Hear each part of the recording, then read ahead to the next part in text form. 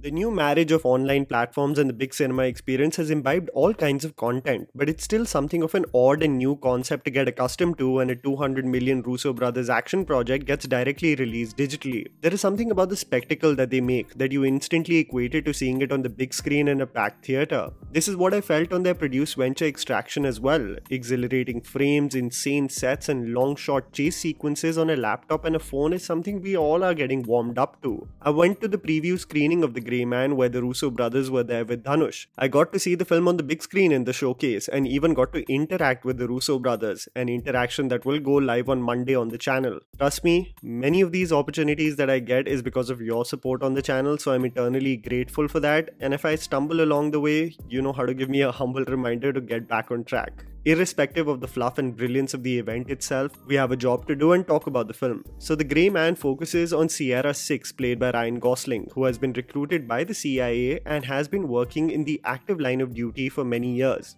A mission leads to him getting access to critical information that exposes the higher-ups of the CIA, consequently leading to the organization hiring Lloyd Hansen, played by Chris Evans, the most destructive yet effective former CIA agent, to eliminate him and retrieve the drive. The realization that one is dispensable, Sierra 6 is joined by Danny, played by Ana de Armas, another agent in an action-packed chase sequence that spans several countries. Here's me telling you the good and bad aspects of the film so that you guys can ultimately decide whether to watch it on Netflix or not.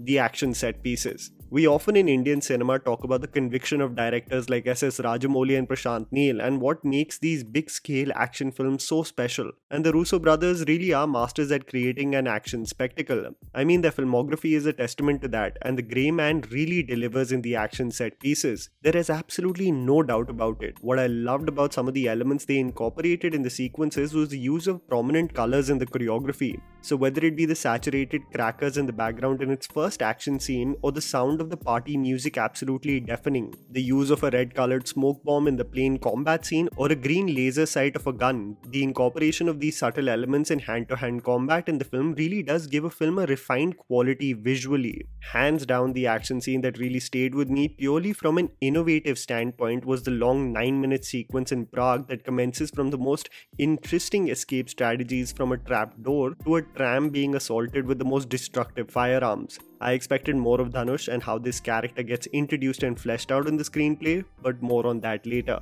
Where the movie lacks in creative depth in its writing, it tries and succeeds for the most part in compensating with its action sequences.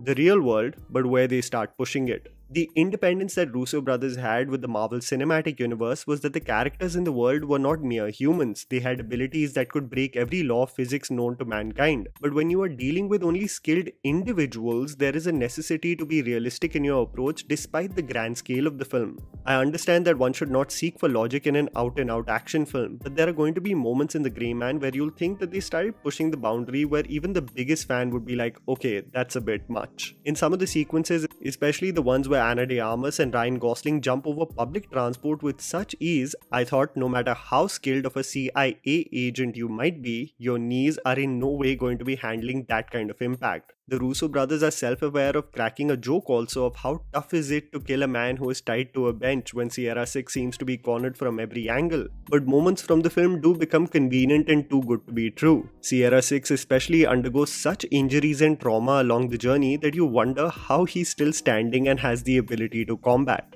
Great screen presence. I have to say that I thoroughly enjoyed Chris Evans as the sadistic evil antagonist in the film. The trash stash, the homage to the 80s Miami Vice fashion, the body-hugging t-shirts giving me a complex only, he really does embody the manic state of a man consumed by wanting to catch hold of his target at any cost. We've always seen him as the morally correct leading man who everyone roots for, but it came as a refreshing change that he was just evil and there wasn't a soppy backstory to justify the same. I absolutely loved Ana de Armas in the James Bond film, and she really does channelize the same energy in this movie. What I love about the Russo brothers is that the existence of their characters is unassuming. There isn't a constant reminder for us that Anna is a woman and capable at her job. She's just a badass, and it's as simple as that. A refreshing change as creators constantly integrate forced messaging in action films and female leads. I loved Alfred Woodard also in this film, but I have a lot to say about the other characters. Lack of conviction in characters and writing. As I said and expanded upon in my point with respect to action set pieces, the movie delivers in its stylistic quotient but really does lack the conviction in its writing and several themes that it wants to expand upon. I am an absolute fanboy when it comes to Ryan Gosling. I love his brooding presence in films like Drive, Only God Forgives, and one of my favorites, That Place Beyond the Pines. But he channelizes the same energy in this film that often seems misplaced and awkward. The film tries to highlight in bits and pieces the origin story of the man and why he is the way he is, a take on toxic masculinity and how it shapes us as adults, but it never really gets its point across totally to really make you empathize and emotionally connect with the character. The themes of being protective to his boss's niece is absolutely paper thin, and it actually started to make me wonder that the emotional connection isn't anything different from Kamal Hassan and his grandchild in Vikram, other than the fact that it expanded upon and was fleshed out way better in the Tamil film. The generic tropes further get enhanced with the final hand-to-hand battle after going through a maze, and I really started to think that I just expected more from a writing point of view from the Russo brothers, especially when they had such a talented cast at their disposal. The case of representation and Dhanush.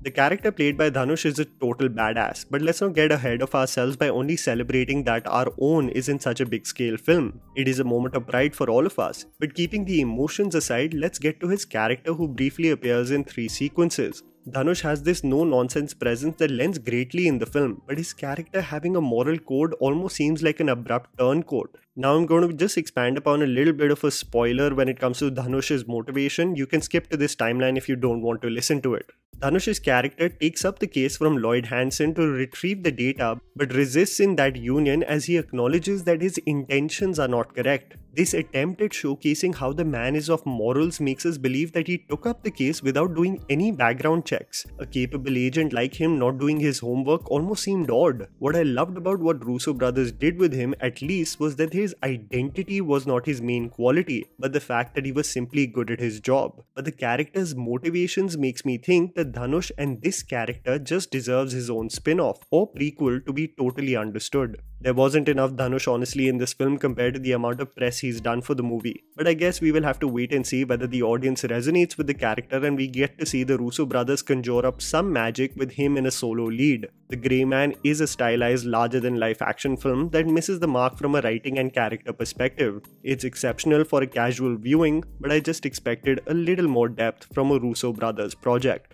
And that was the video, guys. Write down in the comments below what you thought about the movie. Please don't forget to follow me on Instagram, the handle's right in front of you. Follow me at JammyPants4. Also, please support us by smashing the like button and subscribing to our channel for weekly content ahead. Thank you for watching.